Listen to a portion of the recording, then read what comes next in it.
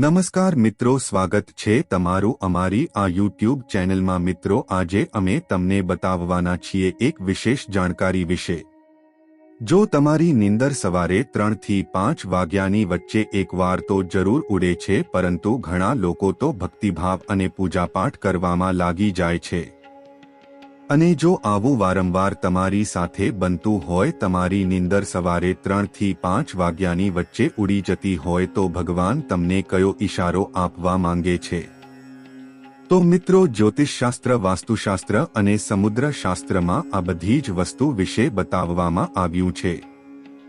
અને અમુક એવા કાર્યો પણ બતાવવામાં આવ્યા છે જે તમારે ભૂલથી પણ ન કરવા જોઈએ। હવે મિત્રો, જો તમારી નીંદર અચાનક ઉડી જતી હોય તો ઘણા લોકો આદત સમજીને નજરઅંદાજ કરી દે છે, પરંતુ મિત્રો, એવું નથી। દુનિયામાં કોઈ પણ વસ્તુ કારણ વગરની હોતી નથી, પરંતુ તેની પાછળ કોઈ તમને ઈશારો કરી રહ્યો છે, તેના કારણે તમારી સાથે આવું થાય છે।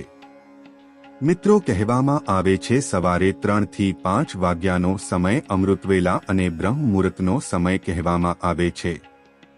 આ સમયે ધરતી ઉપર ઘણી બધી અલૌકિક શક્તિનો પ્રભાવ હોય છે, અને સવારના સમયે ધરતી પર દેવી દેવતાઓનું આગમન હોય છે। અને જો તમને અલૌકિક શક્તિ કોઈ ખાસ ઈશારો આપવા માંગે છે, તો તમારે આ ઈશારાને સમજવાનો છે। મિત્રો, કહેવામાં આવે છે કે સકારાત્મક શક્તિઓ એવા લોકોને જગાડે છે જેને ભવિષ્યમાં ખુશ જોવા માંગે છે, અથવા તો તે વ્યક્તિને કોઈ પણ પ્રકારની ગિફ્ટ આપવા માંગે છે। એવામાં જો તમારી નીંદર સવારે 3 થી 5 વાગ્યાની વચ્ચે ઉડી જાય છે, તો તેનો મતલબ તમારા જીવનમાં ખુશીઓ આવવાની છે અને તમારો સારો સમય આવવાનો છે। તેના કારણે આવા સંકેતો તમને મળે છે। જ્યોતિષશાસ્ત્ર અનુસાર જો તમે સવારે 3 થી 5 વાગ્યાની વચ્ચે દરરોજ ઉઠી જાઓ છો તો તમારા જીવનમાં ધન ધન્ય મળે છે, તેની સાથે સાથે ઘરમાં ખુશીઓ આવે છે। ઘરમાંથી નકારાત્મક ઉર્જા દૂર થાય છે। સવારે વહેલું ઉઠવાથી તમારા મનમાં સકારાત્મક વિચારો આવે છે અને તમારા સ્વાસ્થ્ય માટે પણ સારું રહે છે।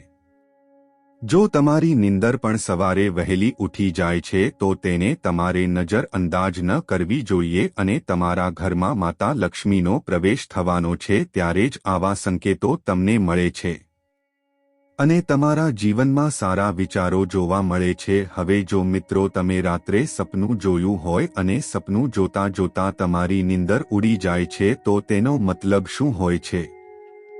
હવે મિત્રો, જો તમે એવું સપનું જોયું હોય કે તમને ધનહાનિ થવાની છે અને તમારા ઘરમાંથી ધન જતું રહેવાનું છે, એવું વિચારીને તમારી નીંદર ઉડી જાય છે, તો કોઈ પણ પ્રકારની ચિંતા કરવાની નથી। મિત્રો, સવારે ઉઠીને સૌથી પહેલા ભગવાન સૂર્યદેવને એક લોટો જળ ચઢાવવાનું છે, અને જે તમે રાત્રે સપનું જોયું છે તેને દૂર કરવા માટે પ્રાર્થના કરવાની છે।